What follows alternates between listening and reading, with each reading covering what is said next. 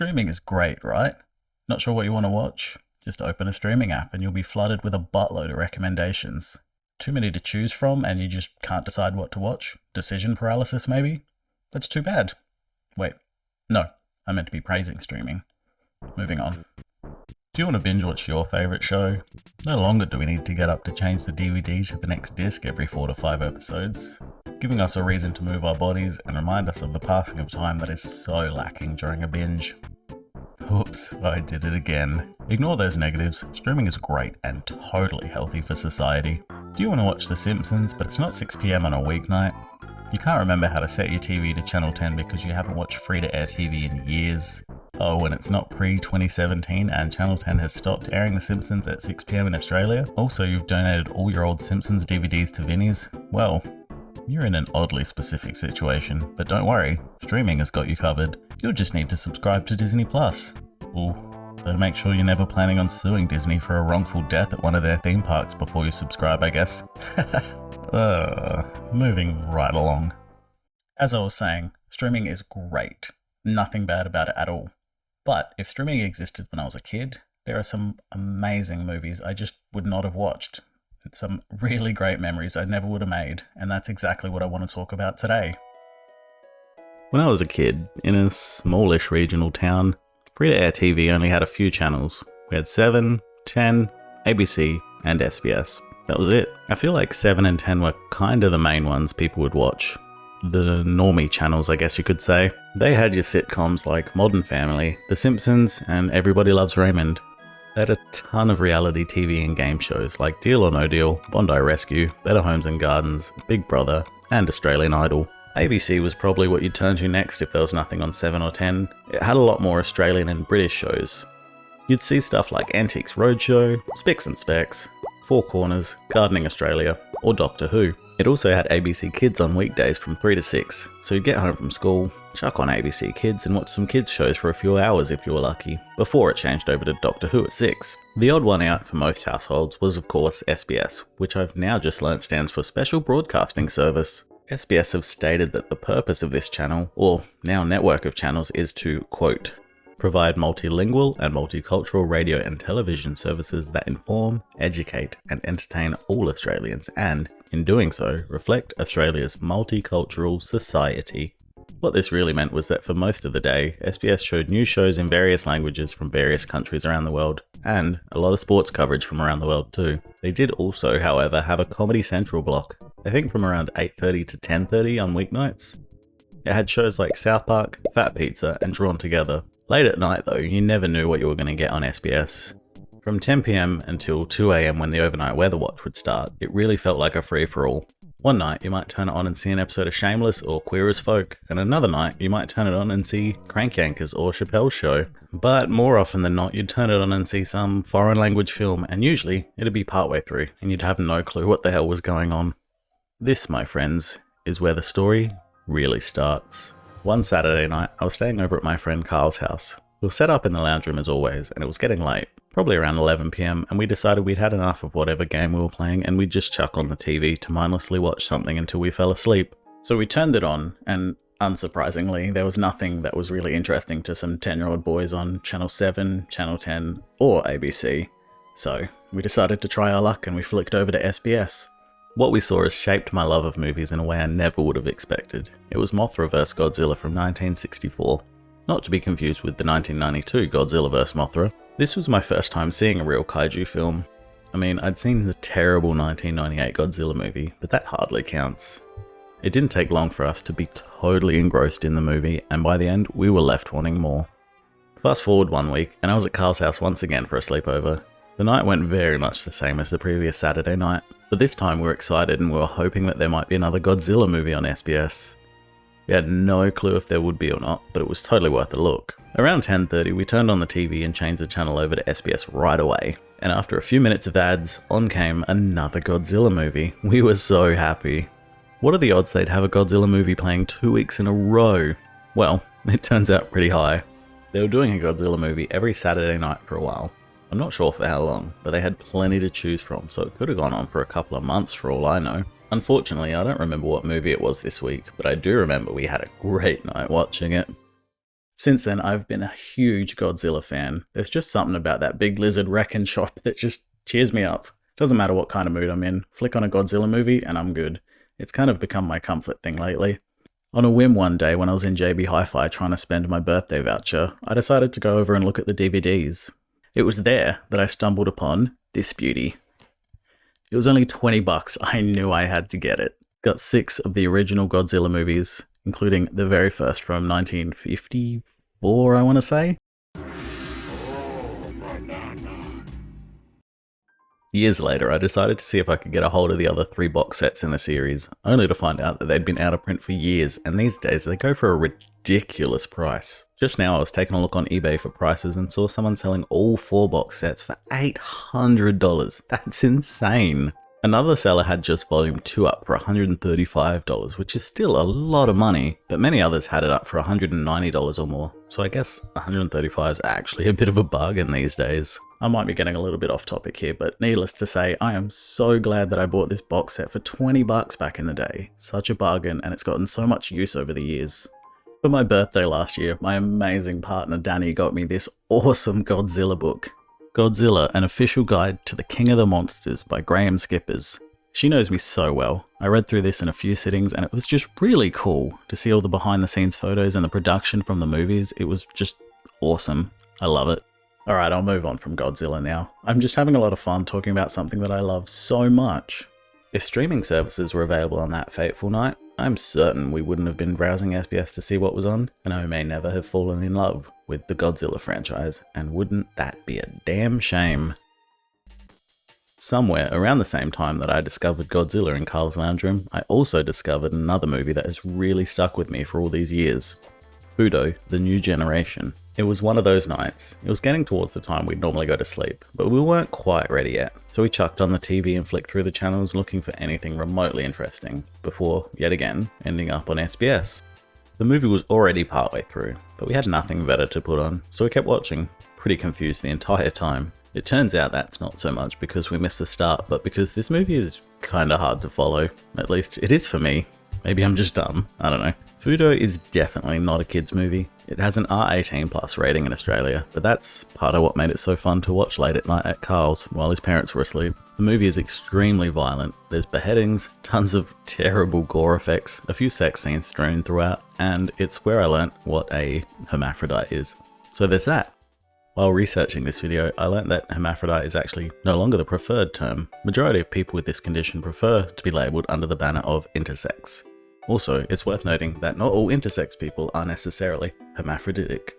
Regardless, I use this language as that's how it was worded in the movie and how it relates to my story. But I just wanted to make it clear that the preferred term is actually intersex, and that's what I love about making these videos. I always learn something, and it's never what I was expecting to learn. The only way we were going to get to watch these movies as a kid was if we did it late at night when everyone else was in bed. The joys of being a kid. The thing is, we missed the start of the movie, so we never actually caught the name of it. For years we would occasionally reminisce about that random movie we saw that one night, where the giant who looks kinda like Hagrid from Harry Potter asks to kick a group of kids' soccer ball.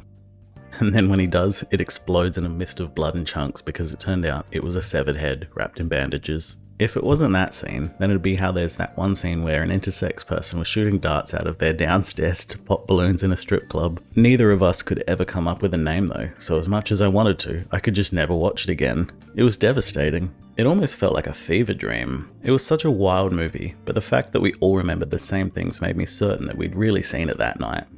It wasn't just some crazy dream. Years later, like probably over 15 years later, coincidentally, while I was living at Carl's house, one night I remembered the movie again randomly and decided it was time to really start searching the internet to try and find it again. If any of my friends or family looked at my search history that night, they probably would have been very concerned. I was searching up things like giant man kicks severed head and pops it like a soccer ball, hermaphrodite shooting darts out of her downstairs, hermaphrodite assassin, just anything and everything. I don't remember what it was that I searched for that eventually worked. I found the Wikipedia page for the movie and the name didn't seem familiar, so I looked up some screenshots and lo and behold, it was the movie. Finally, after all these years, I ran across the house to tell Carl I was so excited. I ended up finding the movie on archive.org to watch it again, and man, was it a trip.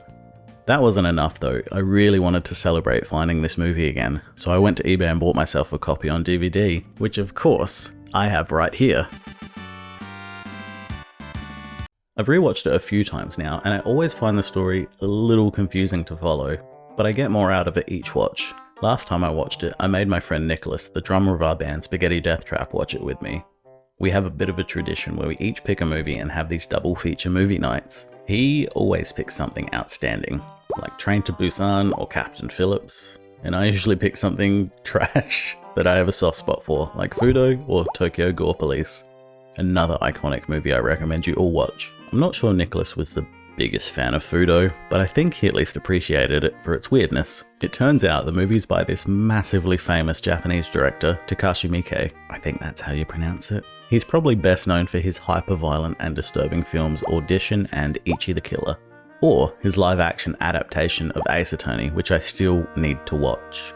Fudo was released in 1996, and it's based on a short manga series by Hitoshi Tanemura from 1991. The movie follows our protagonist Riki Fudo, the son of Iwai... Iwao! How the f*** do you say that? Welcome to this pronunciation video. Today we will be focusing on a new word that you might find challenging or intriguing. So let's dive into today's word. Iwao, which means Rocky Man. Let's say it all together. Iwao. Iwao. The movie follows our protagonist Riki Fudo, the son of Iwao Fudo, a high-ranking member of the Nyo Yakuza. Quite early on in the movie, Iwao was ordered by his superior to murder his eldest son as a way to settle a dispute that the Nyo are having with the more powerful group, the Yashigumi. Riki wakes up in the middle of the night and witnesses the slaughter of his older brother. He has no idea why his dad would do such a terrible thing, so he presumes his dad's just a complete bastard, and he vows to avenge his brother's death by killing his own father. Oh, and did I mention that Riki's still in high school? Imagine vowing to kill your dad and then having to get up and go to school the next day. The rest of the movie revolves around Riki gathering a gang of school-aged assassins to help him take control of the criminal underworld of Kyushu and enact revenge on his father. Riki is backed up by 3 generals. Izone, a gigantic hulk of a man. Well, actually not a man yet. He's still a high schooler. I don't know how old he actually is, but I'm guessing maybe like 16? He does look like a full-grown man and then some though. Tuko, a sharpshooting female high schooler who's got no qualms killing anyone who gets in her way, and Mika, the aforementioned intersex student who works part-time at a strip club and takes out their enemies using a dart gun, but not with their mouth. Oh no, those darts come out from under Mika's skirt. I don't think a high schooler should be working at a strip club, that's really not cool. Alright, I'm going to leave the description there. I'm not going to give a full rundown of the movie. I know like a lot of people seem to do that on YouTube and it seems to be very popular, but that's not what I'm interested in doing. I'd rather you go out and watch it for yourself than get it spoiled by a YouTube video, so we'll leave it here.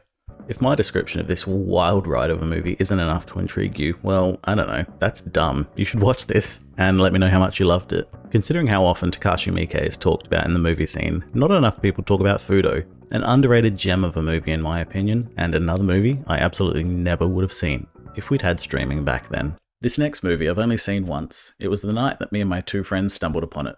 These friends will remain anonymous for reasons you'll come to see. Can you guess what channel we found it on? Good old SBS. If you're Australian and a guy around my age, you might have been saying to yourself this whole time, you didn't just happen to look and see what was on SBS late at night. You were doing what every young boy was doing when they put on SBS late at night, hoping to see boobies. And you'd be partially right. I say partially because those first 2 stories didn't come from a secret hope of seeing a 2-second boob shot in a movie. They stemmed from genuine boredom. This story, however, does stem from the hunt for a fleeting glimpse of some glorious gazongas. I'll freely admit that, but I won't throw my friends under the bus. I don't know, they may not be as comfortable having everyone know this, hence the anonymity.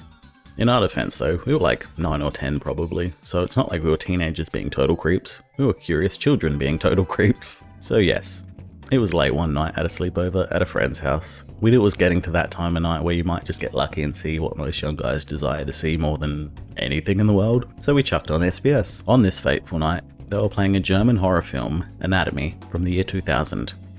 My memory of this night is a little fuzzier than that of the other 2 nights I've talked about so far, but I have a feeling we came to this movie around 10 to 15 minutes after it had started. That's the other thing about watching movies on TV back in the day. If you sat down too late and you missed the start of it, too bad. You just got to start from wherever it's playing. There's no pausing, no rewinding, no nothing. You just watch it at the same time as everyone else. We really had no clue what this movie was about, what it was called. All we knew was that it was a little grimy and it was set in a hospital, and there was a woman that we thought was pretty attractive called Gretchen. We liked Gretchen a lot. We grew very attached to Gretchen. Before I continue this story from that night, let me tell you a bit about the movie. Anatomy was written and directed by Stefan Rzawiecki, who is probably best known for his film The Counterfeiters. This was the first Austrian film to win an Academy Award for the Best Foreign Language Film. Anatomy takes place at the University of Heidelberg and follows the protagonist, medical student Paula Henning, played by Franka Potente, who you might recognise as Anita Gregory from The Conjuring 2. Paula comes from a family of prestigious doctors, and her father is not too happy with her going to study out of town at Heidelberg, rather than working for him at his clinic. Not too far into the film, we're introduced to another key player, the one and only Gretchen, played by Anna Luz. I looked up Anna to see if there's anything else a predominantly English-speaking audience may recognise her from, but it doesn't really look like she worked on anything outside of Germany. I did, however, discover that she's also a singer. She put out 2 solo albums, one in 2019 and the second in 2023. In 2006, Anna took over as the lead vocalist for a band called Silly, who formed back in 1978. She steps into the role as frontwoman 10 years after the death of the former lead vocalist Tamara Dans, who sadly lost her battle with breast cancer at only 46. Apparently the band Silly are huge over in Germany, and I've never heard of them. I never would have if I hadn't started writing this video, so that's kinda cool. Paula meets Gretchen on the train on the way to Heidelberg, and Gretchen, being the outgoing type, decides that she and Paula are absolutely going to have to be roommates. Almost immediately, you see the dynamic that they're going for here. Paula is a smart but reserved and private student who just wants to be the best student she can be. Gretchen is the outgoing, boisterous, and overtly sex-positive woman. A bit of a cliche in movies from this era, really. While on the train, a young man drops to the floor having some sort of cardiac event. Paula rushes over to give him CPR, and then we cut to them sitting together on the train and chatting. He introduces himself as David and mentions that he suffers from cardiomyopathy. If you want absolutely no spoilers, either pause this video and go watch the movie now, or jump ahead to this time. I'm not going to be massively spoiling the movie by any means, but I just needed to mention that there are some unavoidable spoilers ahead. A short time later, during one of her anatomy classes, Paula recognises the cadaver on the table. It's David. Obviously, this makes her more than a little uneasy. It's got to be weird seeing a corpse of someone you just met. To make matters worse, her douchebag of a professor, sensing her discomfort, dares her to dissect David's heart. During the inspection of the body, Paula notices some weird incisions that look like it spells out AAA. Paula decides that something shady must be going on, so, of course, she takes it upon herself to investigate further. That's basically the intro premise to the movie. I'm not going to go beat by beat through the whole movie, like I said before. If you want to watch it, I really suggest you seek it out and find it for yourself. It's great. So back to that night, we're watching very intently, getting kind of creeped out and very grossed out by the gruesome medical scenes. Every now and then though, Gretchen would get herself into some sort of suggestive situation, and we were convinced that at some point we'd get to see what we so desperately desired. Yet, it never seemed to happen. Alright, this is the only major spoiler to the movie. If you want to watch this movie completely unspoiled, jump ahead to the timestamp here. Towards the tail end of the movie, when everything is really ramping up, there's a scene with Gretchen and a guy, I want to say it was Phil? A total creep of a character I've yet to mention. They're in the anatomy lab, about to have some late night fun in probably the least, titillating location. This whole scene is filmed like an early 2000s nu metal film clip, and I love it. Just as we were certain the time had finally come, wham!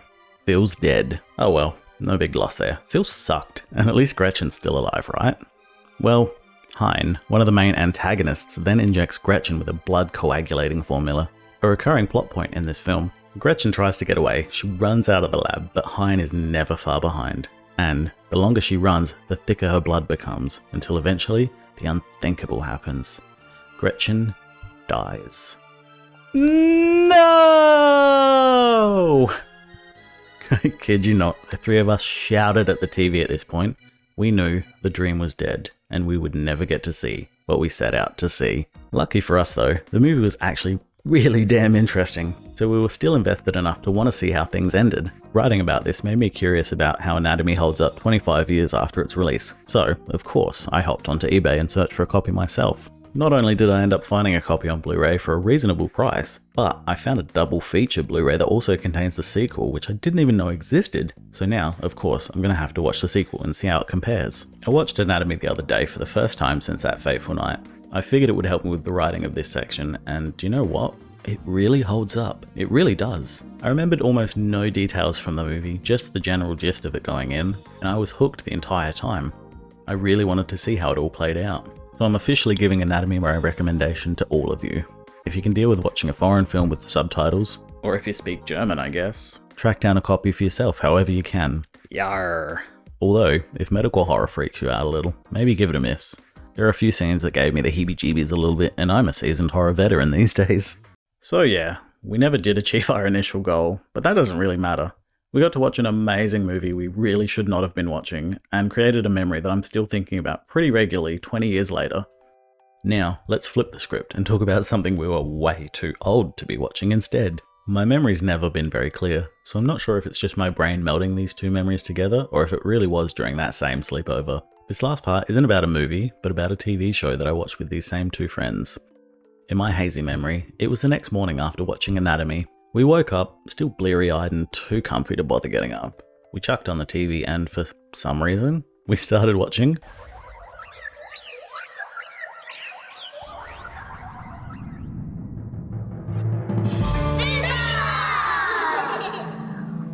Wait, no, don't click off. Trust me. Hear me out. Seriously. Wait. I'm not going to sit here and tell you that Boobar is some masterpiece of television that everyone should watch. Absolutely not. It's just brain rot garbage for babies and nothing more. But I do have a damn good memory associated with this baby show, and if streaming existed in the early 2000s, I damn sure wouldn't have watched Boobar and made such a fond memory. If you don't know what it is, Boobar is kind of similar to Teletubbies, but these fat little blobs are always running into one another and making fart noises.